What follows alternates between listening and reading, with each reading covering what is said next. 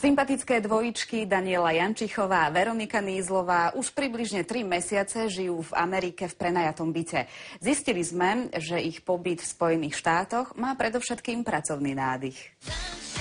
Skupina Twins, alebo dvojičky Daniela Jančichová a Veronika Nízlová budú reprezentovať Slovensko na prestížnej súťaži Eurovision Song Contest 2011.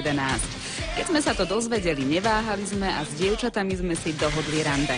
Priznávame, že spočiatku sme chvíľami boli v rozpakoch. Nevedeli sme totiž, či sa rozprávame s Veronikou alebo Danielou. Takže hneď na úvod sme nenápadným spôsobom zistili, ktorá je ktorá.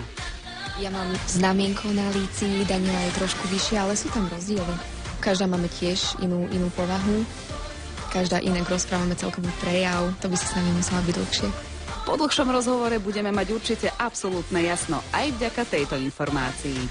Daniela určite viacej rozpráva, ja som trošku tichšia, ale zasa na pódiu je to opačne. Veronika je skôr taký vodcovskejší typ, to áno. Na pódiu som asi líderkou ja. Dievčatá sme zastihli tesne pred odchodom do Ameriky, kde žijú približne 3 mesiace v prenajatom byte.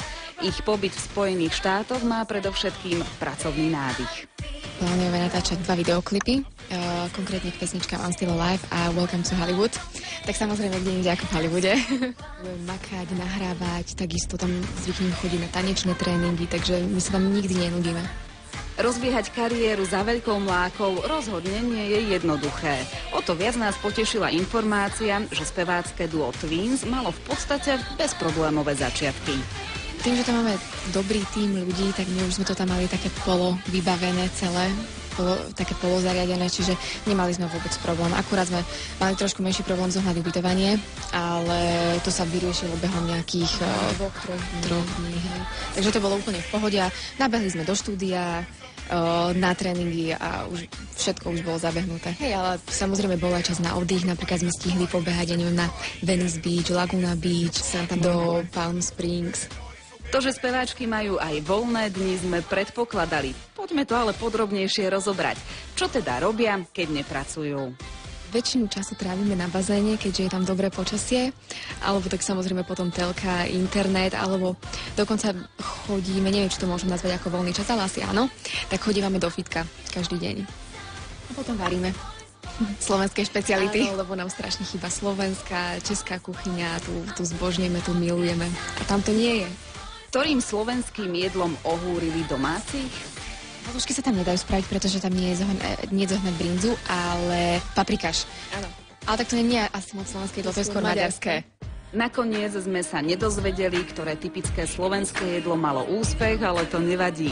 Teraz prinášame informáciu, aký čas plánujú známe dvojičky pobudnúť v Amerike.